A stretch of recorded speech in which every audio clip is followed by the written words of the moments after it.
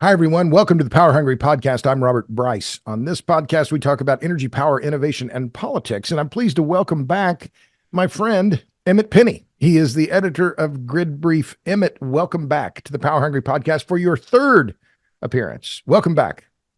Thanks. Good to be here.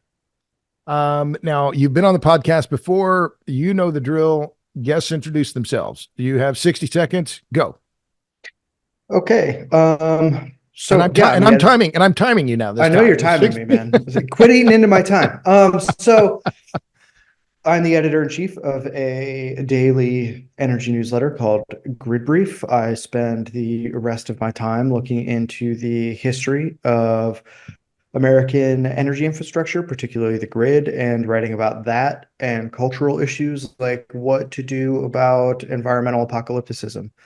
And I also run the Nuclear Barbarians Substack, which is mostly a podcast and every once in a while has some of my writing on it. So that's me.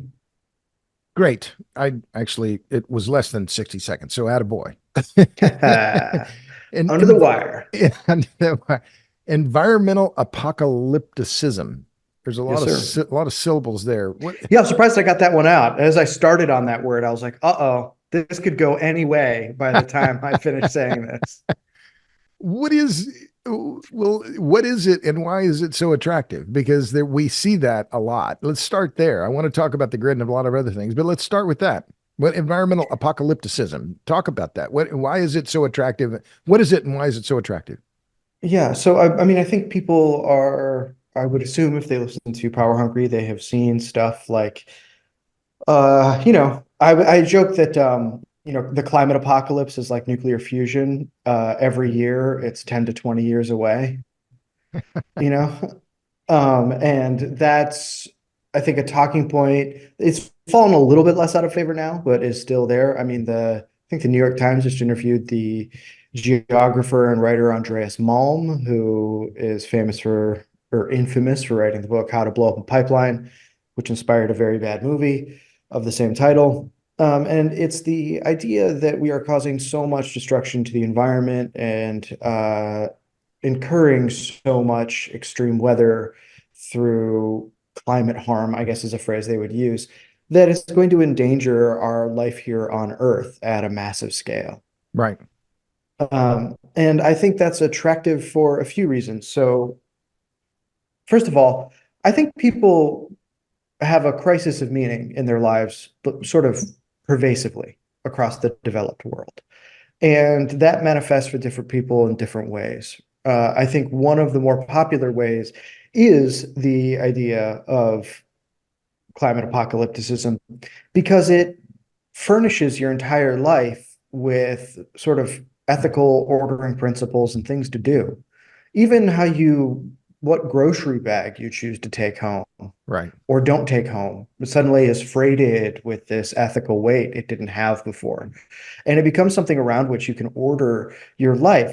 And the crisis of meaning, I think, is really a crisis of ethics. People feel like they don't have a common fund of operating principles around which to orient their lives. And our political system, a liberal democracy, has many, many benefits, but one of its downsides is that it doesn't tell people what the meaning of their lives is. So that's a great opportunity if you're intrepid and you want to do that, or you emerge from a religious community that's already helping you do that. But if you are secular, sort of deracinated, rootless a little bit, then you're going to need something else. And so people glom onto that. I will also say that there are also some historical elements to it that are really important. It's not like we're the first people to invent the apocalypse as like a North Star around which to conceive of the meaning of our time. The Holy Roman Empire did that. The idea was that when the Holy Roman Empire collapsed, so the world would end. That would be the eschaton. That would be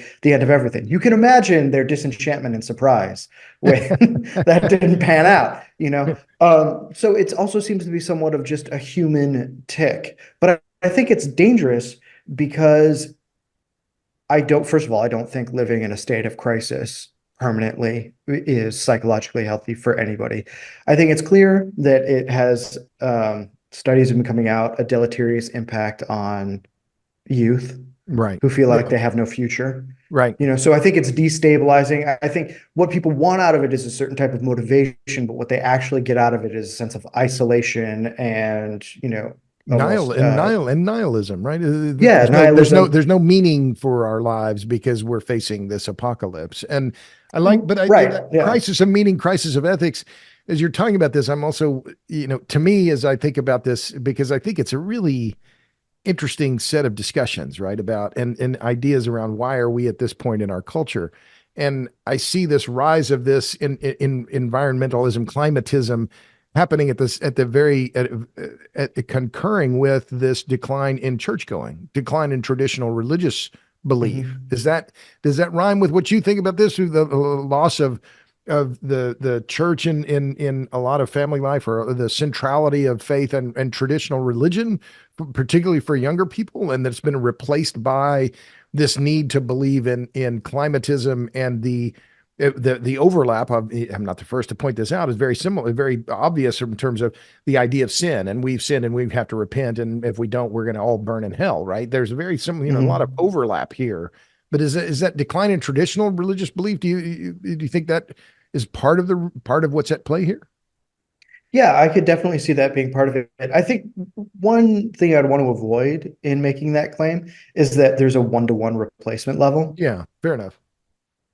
Yeah, And by that I don't just mean like population-wise one-to-one, like the exact same people who are living in a without the church, or the people who are interested in climate apocalypticism. Though I do think there's probably a big overlap in that Venn diagram. right. But all just the ideological framework of environmentalism is, I mean, way less rich, way less coherent, and doesn't actually have any sort of, I would say, aspirations beyond mere survival. I think that's one of the most depressing parts of it. It is a world without flourishing. I think it's the sort of the political vision of insects. The best you can do is survive. Right. Well, that's it. I thought about it in a similar way that there's this. It's a catastrophist cult with little opportunity for redemption. Right. That is the in the Christian ethos. Right. It's, well, you will be redeemed. Right. You, if you do it, you comport yourself properly, you'll go to heaven, and there's a reward for you. Right. If you Mhm. believe and you act in the right way. Whereas with the climatism, it seems the overriding kind of view is, well, we're just screwed, and we can Well, only. it can never end, right? That's the important thing about the climate crisis, is the climate crisis can't ever end. Right? It's just psychologically, structurally, it can't. They Well, can't solve the or problem if it, that they're trying to figure out. right, or if it does, we're all living in with 40 acres and a mule when we've gone back to the civilization has halted, or modern civilization has halted, right? Jumped ahead here, but what do you mean when it can't end? I don't understand what you're saying So there. if we see it, I guess the major claim I'm making here is that it's not actually about the environment or climate. It's about filling the hole of meaning and ethics. Uh-huh. And because it's doing that, this problem can't ever be solved. Not because people don't want to solve it, not because they aren't sincere, but because solving it would destroy their world. That belief, well, the God-shaped hole in our hearts, right? That, I don't know Yeah. who was the one who came up with that. I've heard Jonathan Haidt use it, but I don't think he was the one who originated it, right? But you can't ever cure this, because if you do, then there's no other belief system to replace it. Yeah. I mean, what's there? Yeah. But at root, it's that we humans are bad, that we humans have overstepped, that we've left the garden, right? That we've done too much, we live too well, and we're going to have to pay. Yeah. I mean, I'm reading E.F. Schumacher's Small is Beautiful right now. Uh-huh. And I mean, he's basically very clear on that. I mean, that book is a very, like, sort of shockingly culturally conservative book in some ways. Like, really, what he's asking for is a return to more ancient wisdom and ancient ethics. What he wants is an economy that has, you know, machine parts and tools that are at the human scale, because he sees that as more convivial for Mm, human liberty and things like that. So to me, like, he's not even solving the resource scarcity or pollution problems he's talking about. He's really trying to solve problems for people's lack of meaning and guidance, and also for certain dehumanizing aspects of work, quote unquote, or whatever. I think that the best way to look at how the environment gets treated here, and this isn't true for every single person who participates in environmentalism, obviously. I don't want to paint with too broad a brush or be too unfair, but I think that the concerns about climate or the environment or whatever are basically just like justificatory window dressing to add weight to what they're really trying to solve. Right. And the reason that they pick something like climate or whatever is because it's in the language of authority in the secularized developed world, which is the language of science. Now, it Hmm. might be scientism. Right. That's fine, right? We can make that distinction, but that's still the lingua franca, right? That's the coin of the realm. That is what we see as the major adjudicating ideology for whether something is true or false. So you can't say, I think through the revealed truth of the Bible that life ought to be ordered this way, or, some other, pick any other, major religion. What Right. you can say is the science is in. And it's not denied, and you cannot be denied. And if you And it deny it, can't be you're a denier. denied You're a because it's the denier. truth. Right. Yeah. Because it's Right. the ultimate truth. But isn't it then the scientist is replacing the priest? Right. It's still the same kind of top down kind of idea. No. Yeah, well, they're being sort of what is the phrase? Press ganged into the priesthood. I mean, there Hmm. are some activist scientists, but a lot of them, or some of them that I've talked to, don't want to be in that role. That's not how they see what they're doing. They understand that that's not what science is, and that's not science's job. Actually, it can't do that, right? You Uh-huh. can't derive an ought from an is in that way. And they're very careful about that. So, what I think is interesting is that it basically says the scientists are saying this, and it's not clear to me that, like, first of all, the scientists are really saying some of these things. They're Right. making empirical claims about the world, and then people are deriving these things from them and then wanting to borrow, the truthiness of science as people feel it. So I think it's a very puzzling and bizarre modality of thought that seems to mostly make people incredibly sad and scared, which I can only imagine doesn't lead to state-of-the-art decision making at scale. Nicely underplayed there. I think does not lead to optimum outcomes, but still at root is a requirement for some kind of authoritarian overview, right? Or authoritarian action, right? To not allow you to have a gas stove, not allow you to have a Ford pickup with an internal combustion engine. You have to have an electric vehicle. These are in fact mandates, right? For in the state of Mm-hmm. California, these other things that are underway, well, I'm glad to explore that some because I know you come at you're now an energy writer, I would say, Mm-hmm. and in editor of Grid Brief, but you come to all of this from a humanities great books classics standpoint, right? That's your That's right. education Yeah. and your history. So your understanding, your approach to it is very different, I think, from a lot of other writers. I come with my own background in fine arts as well, but I've been at it a while, and so I can kind of talk the language. But let's get Mm-hmm. back to Grid Brief, and Mm-hmm. you've been doing this now for how old is the publication? 2 years?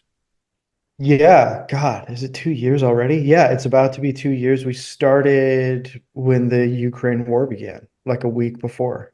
Uh-huh. So February, so that's 2 years ago, just Yeah. about. So, and you were last on the podcast in, was it May 31st of 2022. So, but what have you've been editing it for a while, and you and I Mm-hmm. talked about this before we started recording, thinking about electricity, and I've written a book about it. I thought about it a lot. I talk about it. I, lecture on it, but I still don't feel like I understand it very well. I mean, I say that very with not false humility, but real humility because it's so Mm-hmm. incredibly complicated. How do you how do you view your own education in your editing this publication and you're and an authority, right? Or you're presenting yourself as having some authority. do you feel like you're starting to understand it? How do you view your education if you're on a scale of 1 to 10 and you know everything and you're at 1 and you're just a Oh neophyte? man, What number would you ascribe to put to yourself? dude, maybe two at this point. I don't know. I mean, I think, I'd maybe be 3, 3, maybe yeah. 4, right? Because it's just so big and vast and so incredibly complicated I that mean, it also makes you incredibly skeptical of people who are acting like they're tens.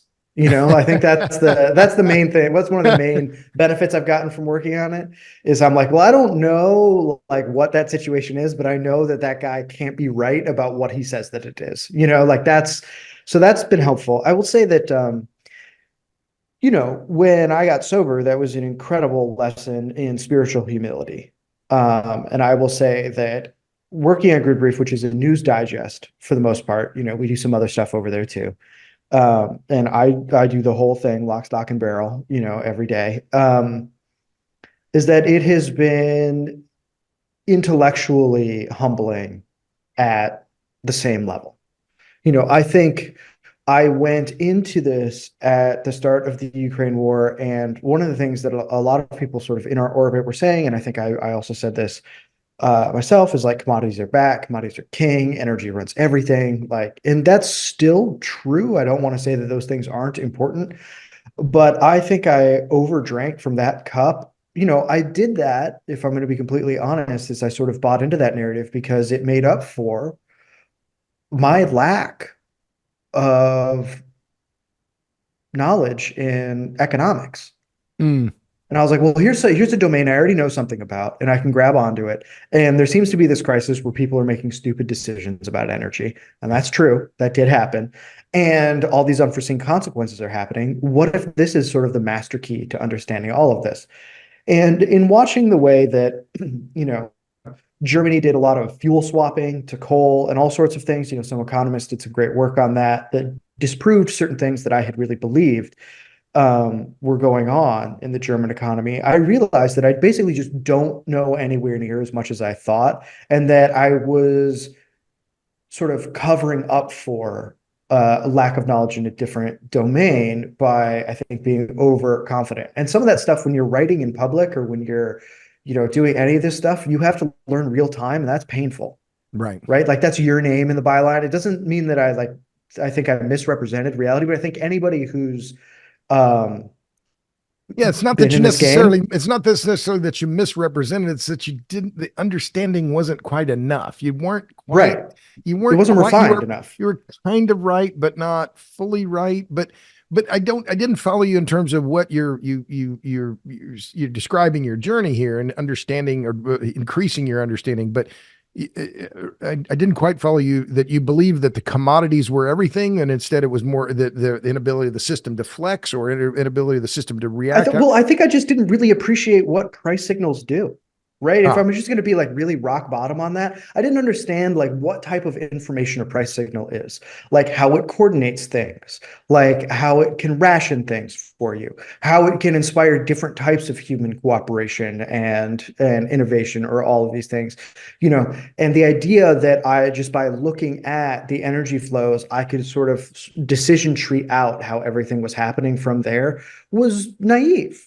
Like I'm almost a little embarrassed that I saw that now that I am a year later. I'm sure I'm thinking things this year that next year I'll be like, oh my God, I can't yeah. believe all of that. I mean, What? I was talking to What? you yesterday and we were talking about problems in the RTO system.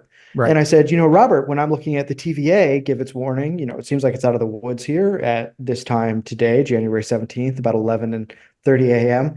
But last night they were worried that they were going to have the same problems they had last Christmas. Right. And Yeah. I was like, I'm starting to wonder if the problems between the RTOs and some of the monopoly utility areas aren't similar due to the nature of pipeline governance and how the gas system works, because now Right. everybody's so dependent on that.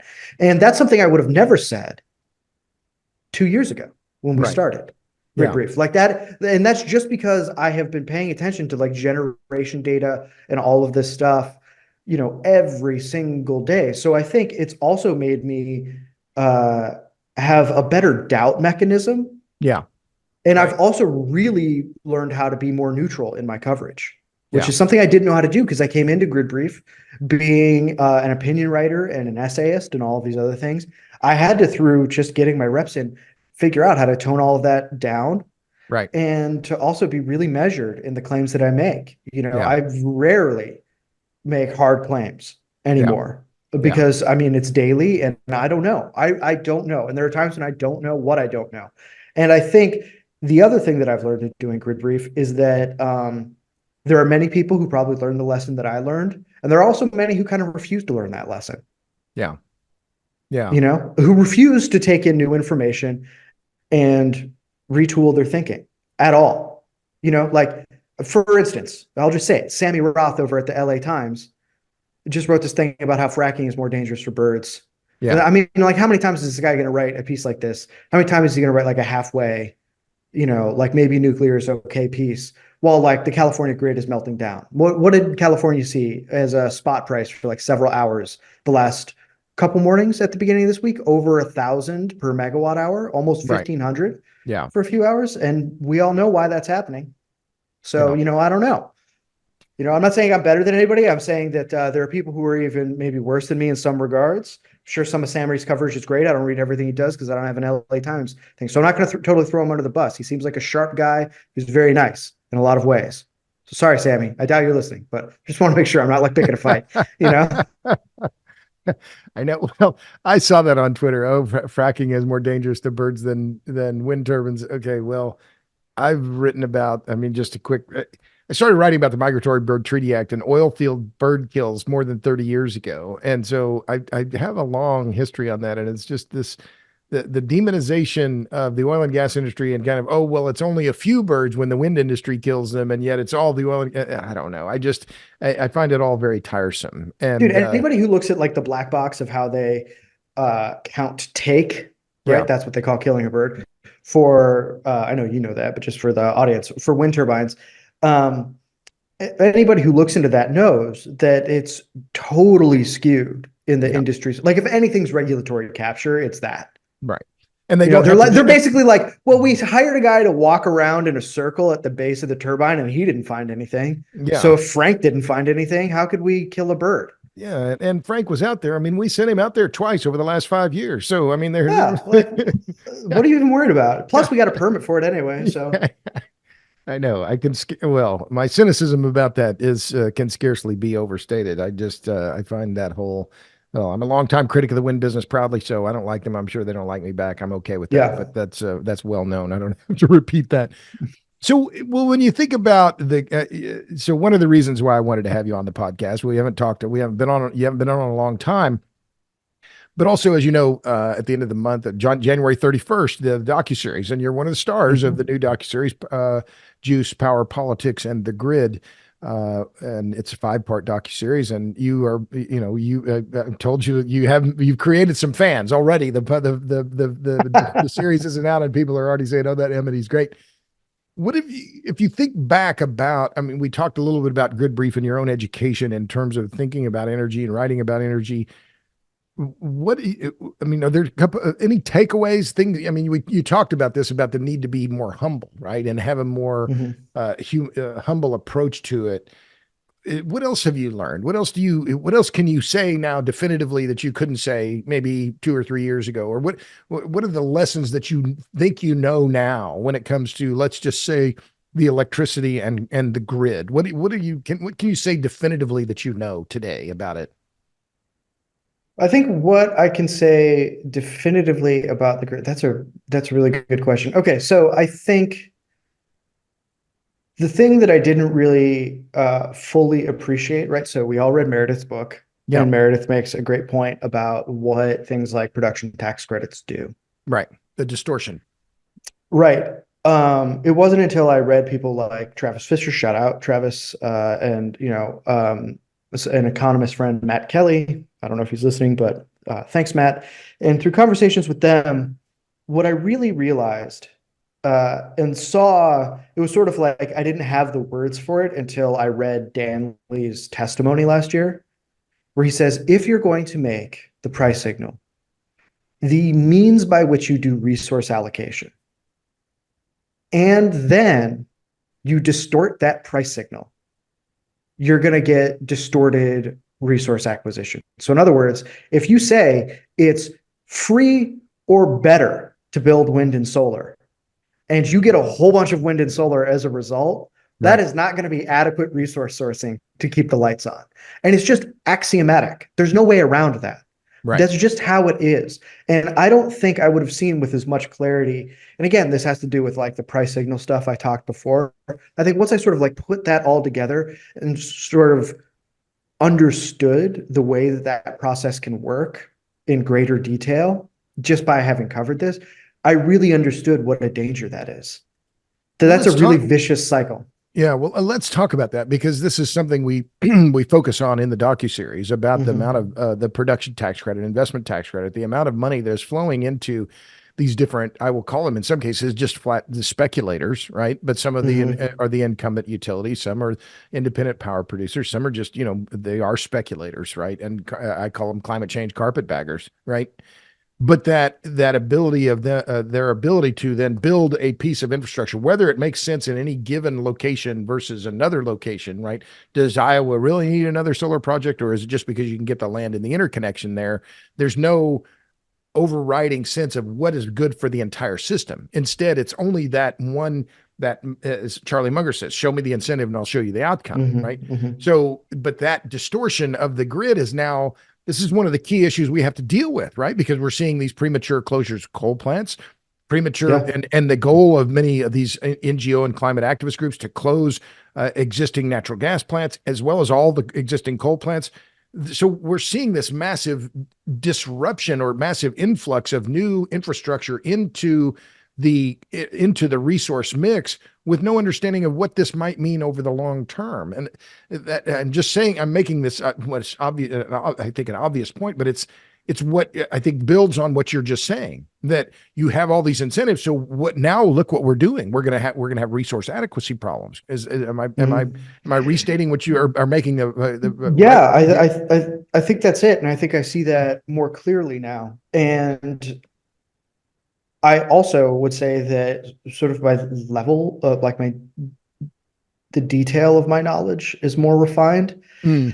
I've sort of I've upgraded from like fork to spork, like I can do a little bit more with my same dumb tool, that's that's been my I, trajectory. I like that. You're you have, you've upgraded from fork to spork. That's great. So you can eat soup now with a fork. You're That's right. been Yeah, fantastic. That's I could that's do a little bit beautiful. more. So, you know, let's use one example, right? So, Elon Musk, one of his companies, maybe it was Tesla or his solar company that I can't remember the name of, released that report. I know that you wrote something about it where he was just like, here's what transmission we need. Oh yeah, And it was some sort of, energy master plan for yeah, all, or something. Yeah, right. yeah, right. And I was just like, okay, but this assumes that there's a level of interconnection within these areas that I know doesn't exist. And I was like, Right. oh, I know that doesn't exist now. Yeah. Right. I was like, it's not just that this is a crazy idea. It's just that there's like a whole piece of the territory missing on this map that invalidates this entire thing before it ever gets started. So it's Right. stuff like that, right? And that's sort of being a two who can tell who's not a 10. And we're not talking about physical looks here. We're talking about mental capacity, understanding Right. the Yeah. grid. Yeah. Yeah. Yeah. Because, um, well, you mentioned Dan Lee's testimony. I'm sorry, I didn't know what was that. James Danley. Oh, James Danley's testimony. I forgive me. I misheard. Um, right, because his testimony was, and he, for if you don't know, he was the former I think he is the former FERC commissioner. I Yeah. don't know if he's Former off the now, FERC as now. of Jan 1. Right. But he just said flat out in his testimony to the Senate Energy and Natural Resources Committee in May of 2023 that we're going to face a serious grid reliability problems because we're incenting too much construction of weather dependent generation, solar and wind. And it was very declaratory. I mean, just with no blinking, no hedging whatsoever.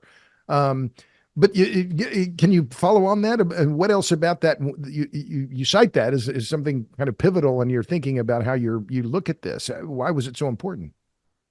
I think because it solidified some of my thinking. I would say like before, right? So if you read This is, if you read Plato's Republic, one of the things that gets talked about in the latter half of the book is the difference between like knowledge and right opinion, right? And he sort of puts it on a sliding scale. There's sort of opinion way out on the left, and there's knowledge way out on the right. And right opinion is pretty close to knowledge, but it's not the same thing, right? You're correct. You might be correct for not the best reasons, or you're just lucky that your opinion is correct. And then knowledge is when you're like, okay, I've like ascertained that this thing is really fundamentally true. Like I said, axiomatically, it's almost like the Pythagorean theorem. Mm-hmm. You're like, well, given these, this thing happens, right? Right. Like this is just, it's not negotiable in this way. You would need like a whole different level of like assumptions or an entirely different geometry to generate a different thing. And I think that that was sort of the maneuver that I made there. Whereas I had some sort of like right opinions. And now I'm like, okay, so it seems like the major governing issue for the RTOs is what to do about subsidies. And I'm not saying that we should just have like, ZACs or whatever, like zero energy credits as a replacement for renewable energy credits, or Right. PTCs or whatever, so that we can include nuclear. My favorite one is, I'm like, I think the only way that this works, actually the only way that this will work, is without subsidies. Like the monopoly areas are their own thing and they have their own incentives. Right. But if we're going to run this market, it has to be subsidy free. And is it possible in the governance model that we have created for these RTOs to actually do that? And if the answer is no, then it's going to fail. So if I'll rephrase what you just said, that by putting the thumb on the scale, the investment tax credit, production tax credit for solar and wind, that they're so completely distorting the restructured markets or the deregulated markets that those markets will fail. Yeah, and all markets fail at some point, right? Like that happens in life. There's no perfect market where those things never happen. Only in different like economic models do they not fail. Like, and that's because history is iterative. So, at what scale they fail or what types of problems they are, and then how that failure is interpreted are going to be the very interesting things, right? So I wrote a piece for Grid Brief towards the end of last year where I think it was called "The Thing That Scares Me the Most." And I talked about, and you've written about this, the FERC and NERC report on Storm Elliott and the hundreds of thousands that could have been left without gas in New York. And I said, obviously, the human toll of that freaks me out. Obviously, like that, you don't even have to say that. I was like, what scares me additionally, like in a deeper way, keeps me up at night, are the second and third order things that fall out of that. And because I participate in the media business now, I get this, where New York, liberal city, media headquarters of the world, especially news media, right? Right. All you're going to hear if something like that happens, if the gas system fails, is climate, fossil, climate. Right.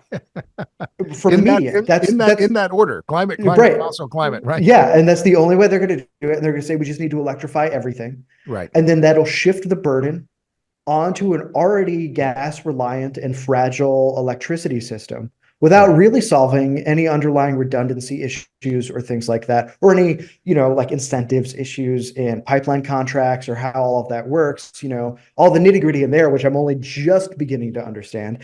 And the blame shifts onto the corporations, right? It's Con Ed failed us. Con Ed failed us. The pipeline companies, they didn't do it. It's the fault of the energy deliverers, not the policy that was behind all of this. Because and you'll see that over and over again. Yeah. And you'll see that over and over again, right? So, like if the power market fails after that, it's going to be the same thing. So it's like, how do we break out of this cycle? And honestly, sometimes the RTOs are not being helpful. Like MISO put out the other day, like, oh, we had record wind output. And it's like, well, yeah, you had record wind output right before it got super cold. Right. And demand increased, wind died down, and coal and natural gas ramped up to save it, So who cares if you set the record? Like that was before game time, It's sort of like, well, I'm the best during practice. It's like, good for you. We're in the playoffs, Reggie Jackson is Mr. August. No, you want him to be able to hit home runs in October. Right. Yeah. Yeah. You great. I'm glad you hit a bunch of home runs in August. That's great. I love August, nice and hot, but in the World Series when it's chilly and you're in the ballpark and it's strike two, we need you to hit a home run right now so we can win the game. But the failure though, let's talk about the idea of what failure is, because one of the things that motivates me and one of the reasons why I did this docuseries, and I've said this before, is Winter Storm Uri, where I got blacked out here in Austin for 40, Lauren and I did for 48 hours. And, I didn't suffer hardly. We hardly suffered, right? We have a natural gas connection. So we could cook. We had hot water. We could take a shower. We had a nice fireplace. We could move the bed in that living room. It's okay. Well, we're kind of camping in the living room. There's worst things have happened to me, right? I'm not sleeping outside. I'm not Daniel freaking Boone here, right? We Right. were Right. okay. But it made me understand the fragility of the system, right? And it made me understand just what the problems are. But back to the idea of the failure, it seems to me the idea of the failure is not just that we have a catastrophic loss of gas or catastrophic loss of power. It's also that the failure results in excessively high prices. And that seems to me that's one of the things that's at play now, particularly in California. And Isaac Orr and Mitch Rolling just did a great report on this, talking about the price increases. That the failure is of this system now as a system is to deliver cheap, abundant, reliable power, right? And the costs are going up. So does that ring true to you, that the failure is part of what the failure is the failure of the policymakers to understand the impacts of what their policies are to the consumer? Yeah. I mean, I think that there is a huge disconnect between, okay, so you've been covering this for longer than me. You rated yourself a 3. I rated myself maybe even arrogantly at a 2. Where do we think the average American policymaker is at? -5. Right. And then where do we think? And hey, look, I don't want to go around saying they're all stupid or whatever. I don't Yeah. know them. Yeah. What I'm saying is it took me this amount of work to get where I am, and I'm barely anywhere. Yeah. And then where do we think somebody who is lobbying on behalf of their extremely climate focused, not really physics focused in terms of a power system, NGO is? Right. So I don't want to say like all these people are evil or stupid. What I'm saying is like this stuff is really hard to get to know. Yeah. Understanding the consequences of it is equally hard, if not more. And then the other thing is you don't have good incentives for taking your time to figure it out because we're in that, to bring it back to the beginning of our discussion, crisis thinking. Yeah. So it keeps us and it inhibits us from actually considering that stuff. And that to me is a really frustrating trajectory. And I don't know how to like fully fix that problem. People are busy and this is complicated. Yeah. Like it's hard to soundbite a lot of this stuff because it Yeah. just doesn't work that way. And if Right. you do soundbite it, you're almost doing like equally bad misrepresentations Right. as your opponents. That's really tough. It's a tough spot to be in. Yeah. Well, and the complexity, I mean, just to talk about that a little more, is that and you have the RTOs and the ISOs, right, which sit over the top of a lot of these regions. And then you have the still the regulated markets, like in the Southeast and so on. And then you have the 50 state public utility commissions. You have 800 or 900 cooperatives, 2,000 publicly owned utilities, 200 investor-owned, maybe 180 investor-owned utilities, the public power entities, Bonneville, TVA, et cetera. I mean, the complexity of the system, it truly is staggering. I mean, it just is staggeringly complicated. Then you got the transmission companies, you got and somehow, and I wrote about this on my Substack, I published it today on trying to explain the electric grid in 10 charts. But somehow it all works. I mean, it just seems if I step back, if you step back, I guess I'll ask it this way: are you surprised it all works, given how complicated it is? Yeah, well, and especially since I've, spent a lot of time to figure out what the history of it is in America, Right. it's really amazing that it works. And it was all ad hoc. Like so here's a great example. Right. There was no central planning to make the entire US grid. It all just kind of evolved into, and we're going to just connect together. And now we're all connected together. Well, how may? That's crazy. Right. So once they get high voltage alternating current transmission, and once they get bigger turbines, they can do even better load balancing across areas, right? They can serve more people and they can even do they can power pool a little Mhm. bit, right? So the industry is already power pooling in, by the like 1920s in certain ways, And just because it's wheeling power from wheeling. one area Sorry. to another. Yeah, right. Yeah. Yeah, Yeah. Just because it's easier. However, the road there is really messy because people didn't have electric clocks for a really long time. So you didn't know if everybody was literally if they had their watches set to the same time you did, there was no way to tell right. if one station had the same time. Like you could be in the same time zone and it could be off, right? Like, Yeah, so it wasn't until electric clocks were refined that balancing issues started to become more easily resolvable. And then they turned around and sold the electric clocks to their constituent, to their customers, so that people were using electricity all of the time, even when they weren't at home.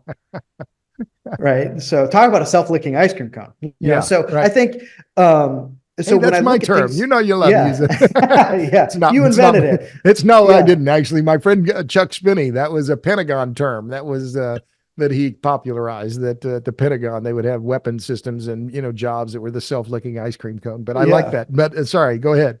Yeah. And so when you look at that and you say, okay, there was no central planning. People didn't really totally understand what they were doing at Right. first. And they didn't have any technical wherewithal to know what they were doing before they did it.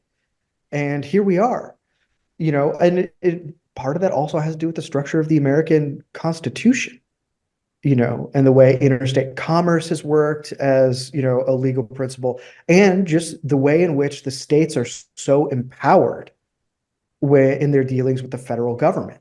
Right. And that's part of why we have the system that we have now. It sort of all spools out of that. And yeah, it is amazing that that works. I'm thankful for that every day because it is wild. Yeah. I agree. The complexities of the system, the different voltages, the different policy entities, the different regulatory entities, the different types of generation, the enormous scale of the system, how many, 6.1 million miles of wire, 240,000 miles of high voltage transmission. And yet somehow it all sings from the same hymnal and it all is remarkably still reliable. But Mhm. my fear, and I think this is the part that I talked about with Meredith Angwin recently on for this podcast, was that no one ultimately is responsible for the reliability. And therein lies the big worry that I have about where this ends up, right? And this is what happened after Winter Storm Uri here in Texas. Everybody's looking around. Well, why did this happen? Well, oh, blame him. Oh, well, it was the system. It was the market fail. Well, why did the market fail? Well, it was a bad market, a bad system design.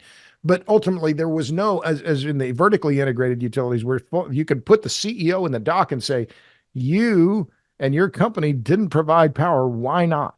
And now we're evolving into a system where there is no the buck doesn't stop anywhere. And how do you think about that?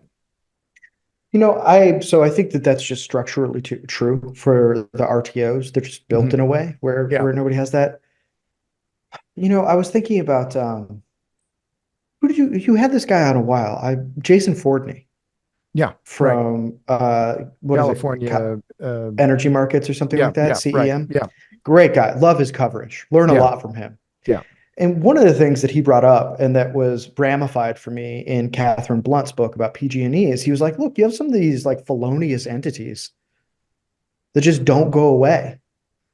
Like PG&E has killed people multiple Right, times, right. like that's just what's happened. So I think, where am I going with that? What I want to say is that, can the public really tell the difference between what accountability looks like at a monopoly utility, if it's going to be like that, versus how it works at an RTO? I don't know. At the ground level, it's actually hard for me to tell. Right. So you can say like, oh, this CEO will get hurt. It's sort of like, dude, no one knows except for nerds like us who the CEO of any given utility is.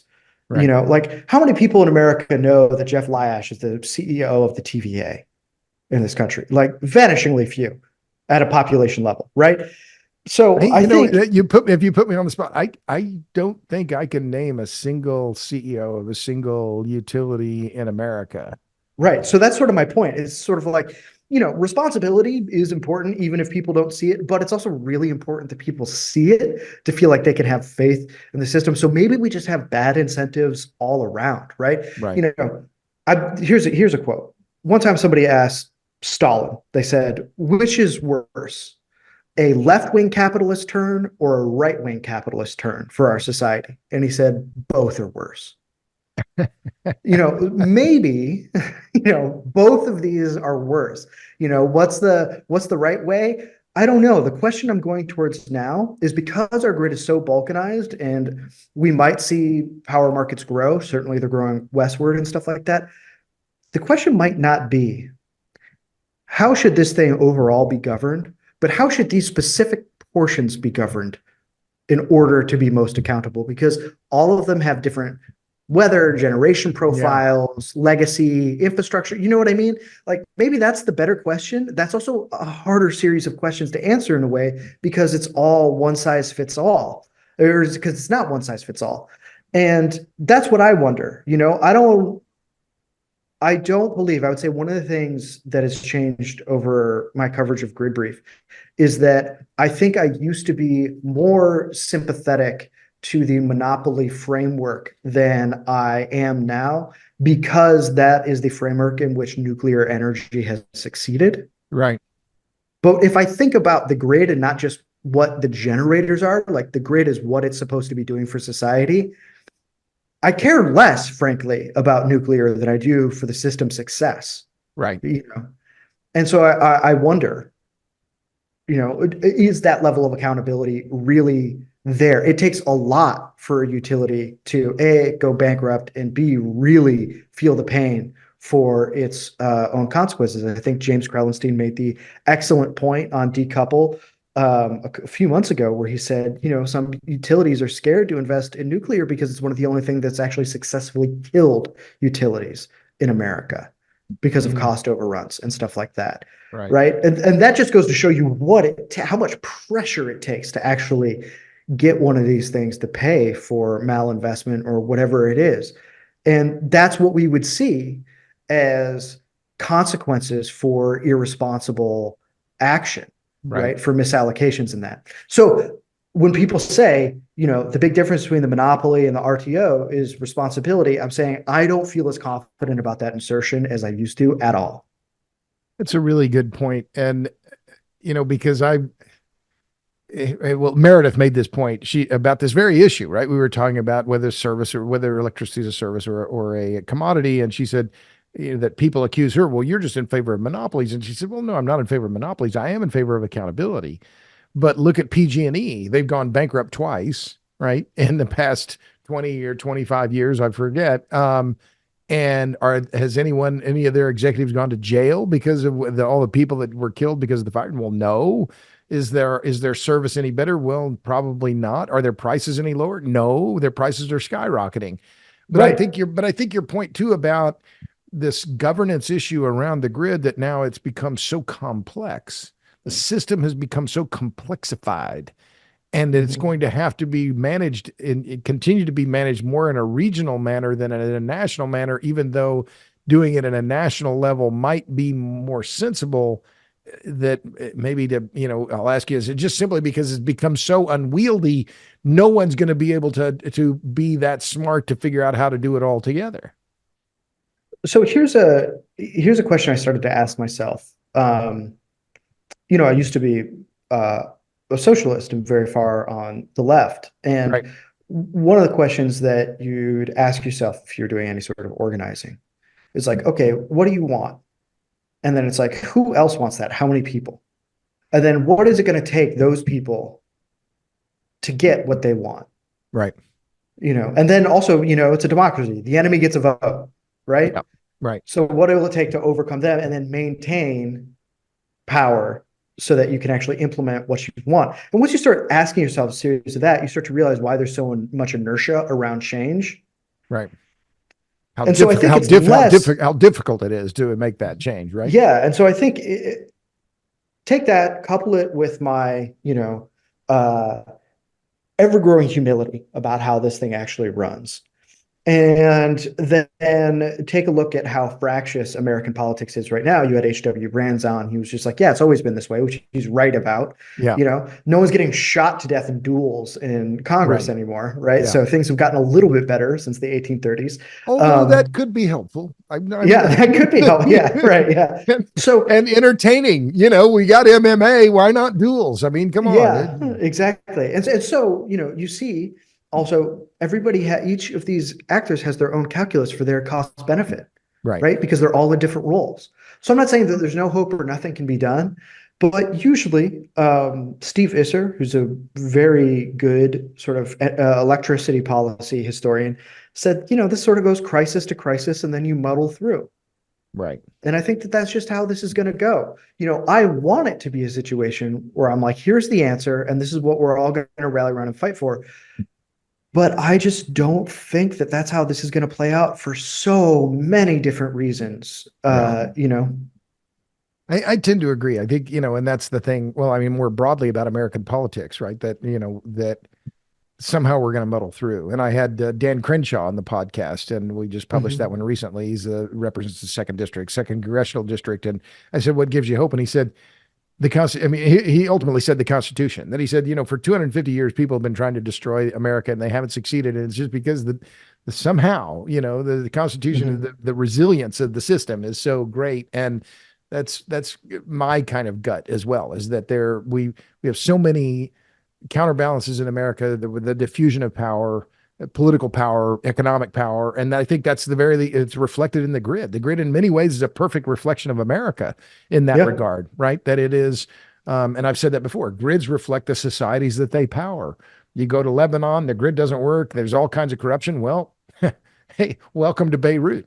This is the way Mhm. it works here, right? Where it is here in the Texas Hill Country. Well, you got Pedernales Electric Cooperative, and next door you got Bluebonnet, and then you got the city of Austin, and you got, it's all overlapping, and it's all these different jurisdictions, but somehow it is amazing that and that I tend to think so as well, that we're going to muddle through, but I fear that we could be very close to one or two catastrophic events where we have a meltdown, and lots of people will die because of this lack of kind of cohesive thinking about the system as a system. I guess it'd be, if I'm down to my brass tacks, that's where I think about this, the inability of policymakers to think about, no, we have a very complex system and we have to think about it as a system, but then that would require engineering thinking, and we don't have that. We don't have that. I mean, hey, we don't even have enough linemen right Yeah, now. right. Yeah.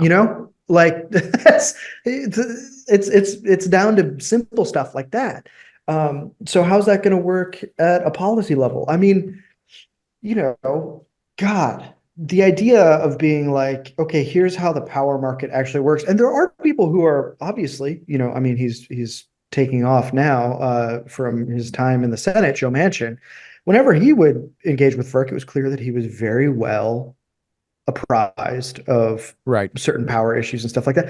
But that's also because he's on a Senate committee that is supposed to inculcate that level of expertise in Right. senators, not Right. House reps, by the way. Yeah. And that is always how it's supposed to be, right? That is to be redundant, the senatorial aspect of the Right. Senate, right?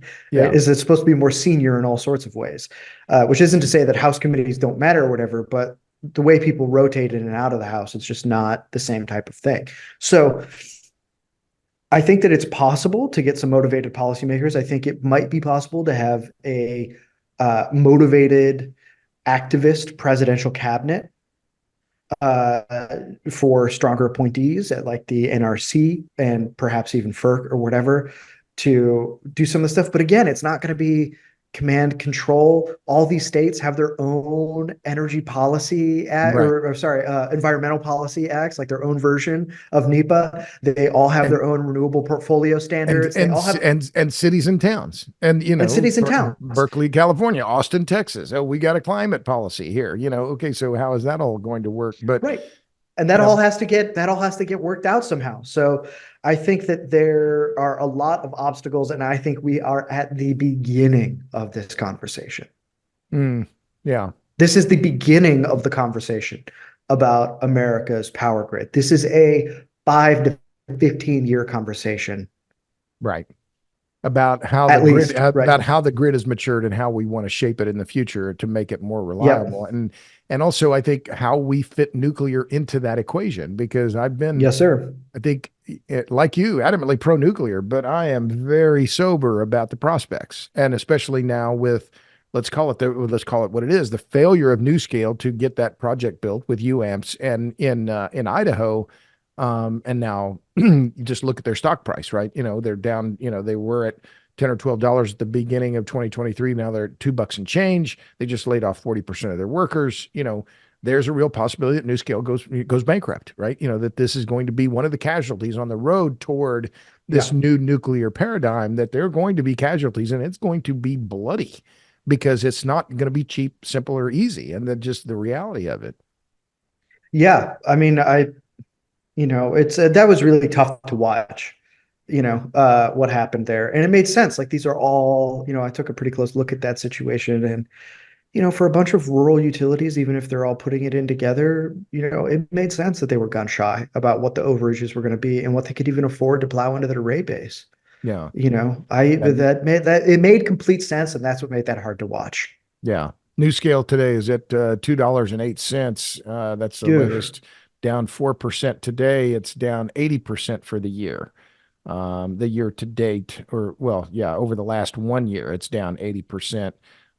Went public at $10 in 2020, and now trading for $2 and change. Yeah, So, I mean, that's gut wrenching. So, yeah. yeah, I mean, But I this think is that's going but to be. this is part of the casualties of the system that we live in, right? This is the capitalist nature. This is the capitalist system, and they're going to have to try and make it in these markets where there's no the government isn't going to necessarily press the scale in their favor. And that was, this is, Well, I but I mean, think it's going to take more robust government backing. I think it's very clear. it depends on what shape that backing takes. So I talked to some people about what's going on with NuScale, and it's not like the Inflation Reduction Act isn't generous to nuclear, right? Right. They're willing to cover half of a lot of stuff. The IRA has a lot of stuff that people haven't even worked out how to make work unlock for them. So maybe there is a robust level of government backing there for that type of thing, and it just hasn't been like lawyered out enough where people Yeah. know how to Right. access it or whatever. I'm gonna have to plead humility on how that works because I'm not in those conversations, and I still don't understand everything that's in that bill. Yeah. And I don't Oh, think no. anybody in the industry does, No. So Well, it's too before I fast. say there's It's not too. enough government backing, there might be. And I mean, we're even seeing now, I was reading something the other day, because they didn't secure permitting reform, as they promised Joe Manchin that they would after passage of the IRA, plenty of these projects are just going to die on the vine. They're never going to happen Right. because no amount of subsidy is going to overcome how expensive it is to build any goddamn thing in this country. Right. Yeah. Right. Or overcome local opposition. Also, So, why should tax dollars go towards just like hiring a ton of lawyers? That right. sucks. Yeah. Like, I don't want to, like, my politics these days is just decreasing the power and importance of the legal profession in America. Yeah. Like, how do we do that? You know? Yeah. Yeah. Get started. Hey, Yeah. so we've been talking for nearly an hour, and again, my guest is my friend Emmet Penney, who has already gained fans for his appearance in the docuseries, the upcoming docuseries, Power Politics and Juice, Power Politics and the Grid. But I wrote this down earlier. I'm going to ask you about what are you reading and what gives you hope, because that's what I always do. But you said that earlier that getting sober was spiritually humbling, and that writing Grid Brief was and understanding energy was intellectually humbling. I know you've been sober for a long time. It's what, Mhm. 10 years, 12 years now? I think it'll be 14 in February. Yeah. 14 years next in February. If you don't mind, because I mean, you volunteered this, but can you talk about that? Because my dad got sober before he died, and that history is dear to me, and people who go through that, they come out changed. But how do you correlated those two things about spiritually humbling and intellectually humbling? So you had kind of seen what needed to happen in terms of your own approach to your life when it came to the intellectual part of this. You equated the spiritual and the intellectual humbling together. Why? Well, I think, well, one thing that I learned, somebody told me a long time ago, that they'd never met anyone too dumb to get sober, but they definitely met people who were too smart. But Which, the ego prevented them. right, which told me that a lot of my intellectual acumen was not going to be helpful to me in that Uh-huh. domain. And if Right. anything, needed to kind of like be ignored a little bit. I had a penchant to overthink, and usually overthinking led to thinking about me because that was my favorite thing to think about. And that only made my life miserable, more miserable. So I think that's sort of what I mean there. I've had many humbling intellectual experiences over the course of my life, but as far as one that has been as sustained and pronounced as grid brief, that's been rare. Mm. Um, and That the more you don't know, that, the more you find you don't know. well, and that it is also sort of anybody who has recovered from anything, drugs, alcohol, whatever, will tell you that it has this ripple out effect over your entire life.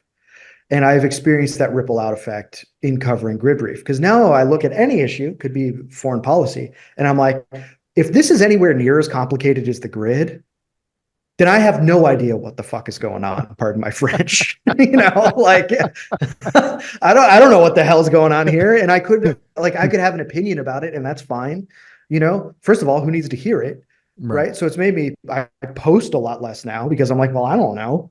What do Yeah. I know? Right. So I think it's sort of done that, and it has So if Chinese American relationships are complicated, relations are complicated, if it's as complicated as the American grid, I'm out.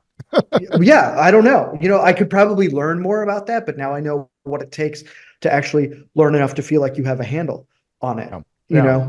And so I think that's what I meant when I was talking about that, is that and that also has an impact on the rest. It hasn't had an impact on the rest of my life where I'm just way more prudent about Mm. what I think may or may not be the case, and I don't always perfectly live up to that, especially if I get a wild hair up my ass and I'm feeling kind of squirrely and I want to be mad about something, like I can pop off, maybe Right. irresponsibly. I'm human. But I think for the most part is that it has made me subject a lot of my own assumptions to more rigorous critique. And to the extent where, even a year ago, I was writing way more heated things about the environmental movement. And I'm sort of like done doing that. So we began this conversation talking about it, Yeah. and I have many critiques of it, but I am done being angry and trying to villainize people. And instead, I'm trying to like understand what this thing is trying to solve, which is why I've been going back and reading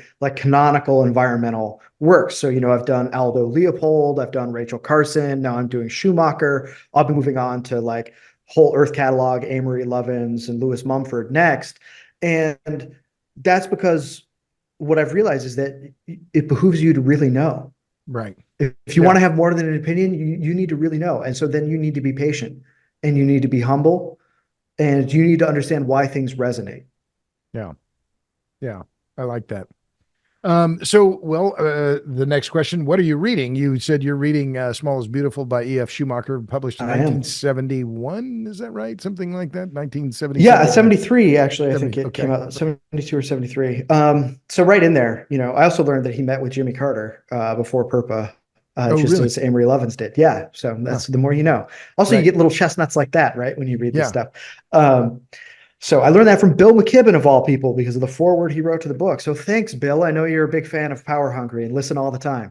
Um, Yes. uh, famously willing guest of Power Hungry, Bill McKibben. Uh, right now I'm reading that. I am reading The Field of Blood by Joanne Freeman, who is a great historian. It is her book on the faction and violence in Congress in the years and decades leading up to the Civil War, and then I think a little bit during the Civil War. Mm. And what I love about it is that it really relies on the diaries of the House secretary or something like that, this guy, Benjamin Frank.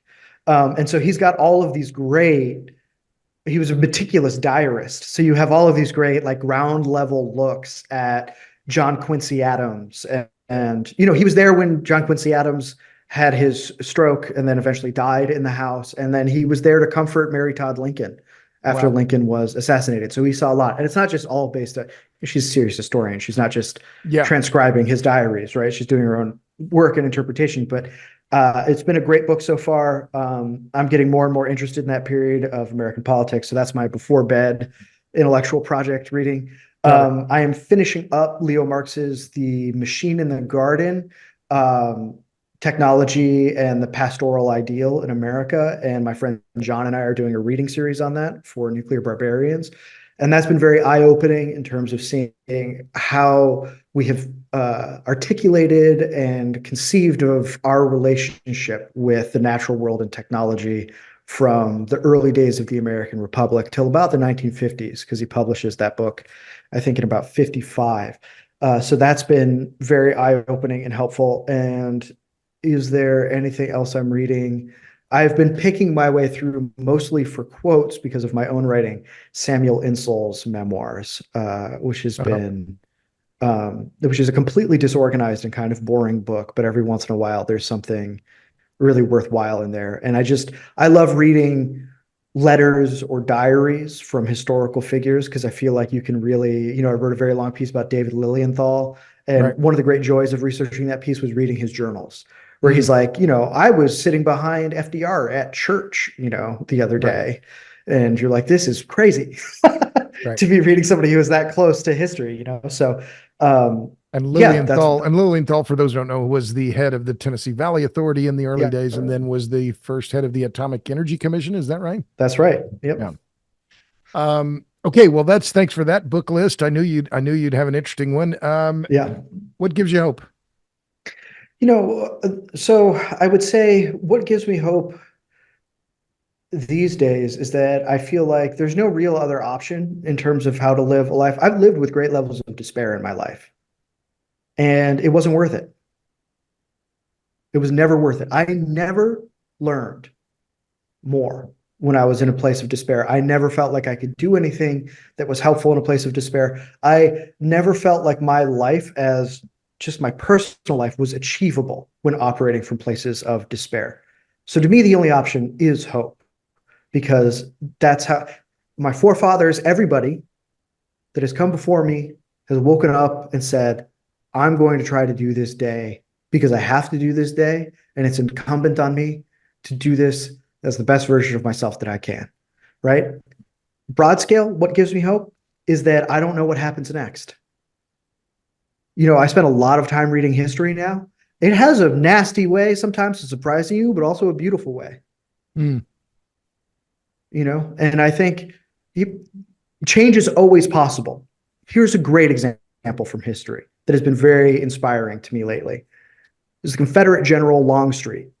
He was, one of Lee's right-hand guys. A lot of people don't know this about him, but he was so taken by Grant's generosity in the Confederate defeat that he became an advocate for Black civil rights in Louisiana when he became governor, huh. and fought to make Reconstruction happen.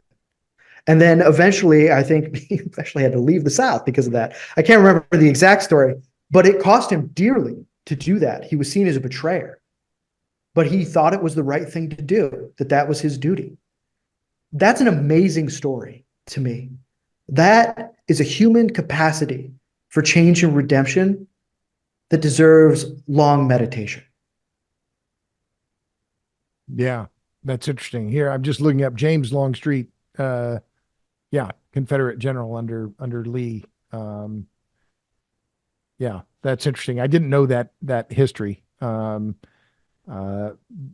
became an advocate for civil rights in the wake of this. I mean, During essentially Reconstruction. Yeah, during Reconstruction. during Reconstruction, and clearly failed. Right, it took another 100 years for that to happen. Yeah, To but really, to go from the Confederate general to doing that is no small thing. I don't know where that puts his life on balance, but to me, that level of change is just incomprehensible and gives me hope. yeah. Well, in the number of battles, I'm just looking at all the things that he did during was Yeah, he was the real as deal too. He was no rear echelon general. He was out there. yeah, yeah, amazing. Well, we will stop there. I thought we'd make this a little shorter today, but as you know, when you and I get talking, Emmett, we keep Yeah. going. So, my guest has been my friend Emmet Penney. He is the editor of Grid Brief. You can find that on gridbrief.com. He's also the host of the Nuclear Barbarians podcast. You can find that on wherever fine podcasts are found, as well as on Substack. Emmet, it's been a pleasure. Thanks for coming on the Power Hungry podcast and for being one of the stars of the upcoming, or the now out, I think we're going to release this after the podcast or after the docuseries comes out, the new docuseries, Juice, Power, Politics, and the Grid. Well, thanks to you for having me here and for having me in the doc, Robert. That's all you.